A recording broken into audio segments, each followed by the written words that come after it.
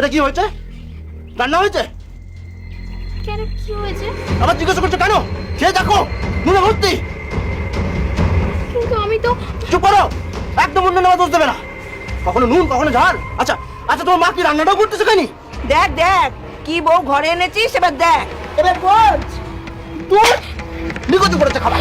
তুমি যেও না, তুমি খেয়ে যাও প্লিজ। বাবু রে, খালি পেটে যেতে নেই বাবা, যাও একটু কিছু মুখে দিও। না, আমি খাবো না।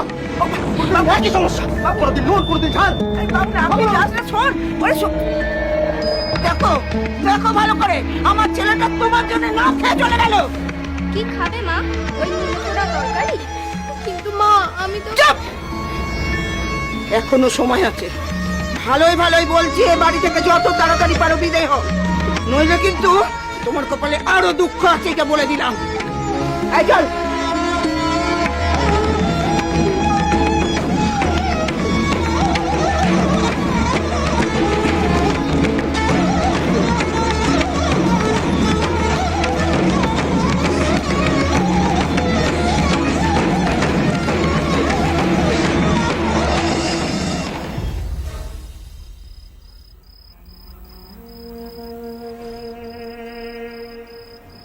তোমাকে একটা কথা বলবো?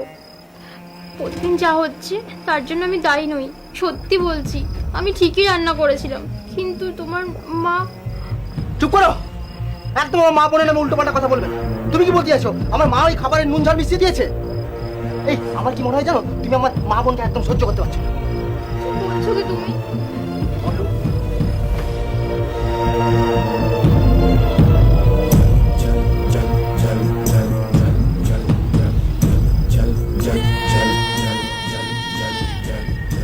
এটা ফাটলো কি করে? আমি সত্যি জানি না, আমি তো ঠিক করেই কেচে রেখেছিলাম। চুপ করো, তারপর তুমি কি বলতে চাইছো এটা আমার মা বোন ফাটিয়ে দিয়েছে? ধ্যাৎ, লজ্জা করো।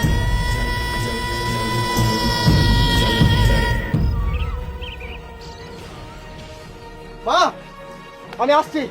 আয়। আরে দুপুরে খেতে আসবি তো? না থাক, আজ থেকে আমি হোটেলে খেয়ে নেবো। এই দাঁড়া। এই, তাহলে বিয়ে করলি কেন? হোটেলে খাওয়ার জন্য? আচ্ছা শোন, আজ থেকে আমি আগের মতো হাত পুড়িয়ে রান্না করে দেবো। থাক, দরকার নেই, আসছি।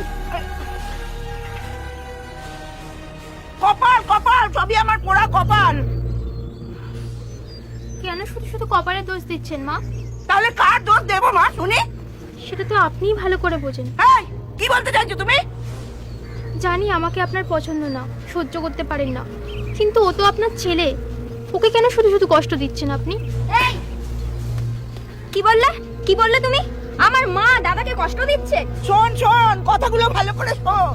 হে ভগবান, এই দিনটাও আমাকে দেখতে হলো। বৌদি, তুমি কিন্তু বাড়াবাড়ি করছো। আর তোমরা যেটা করছো সেটা ঠিক করছো তো?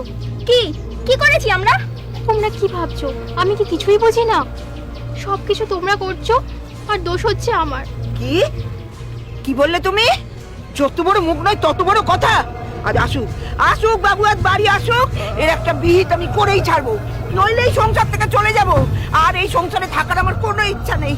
হে ভগবান, এই দিনটা দেখার আগে আমার মরণ হলো না কেন? কেন আমাকে বাঁচিয়ে রাখলে? আর আমি বাঁচতে চাই না, আর আমি বাঁচতে চাই না। মা!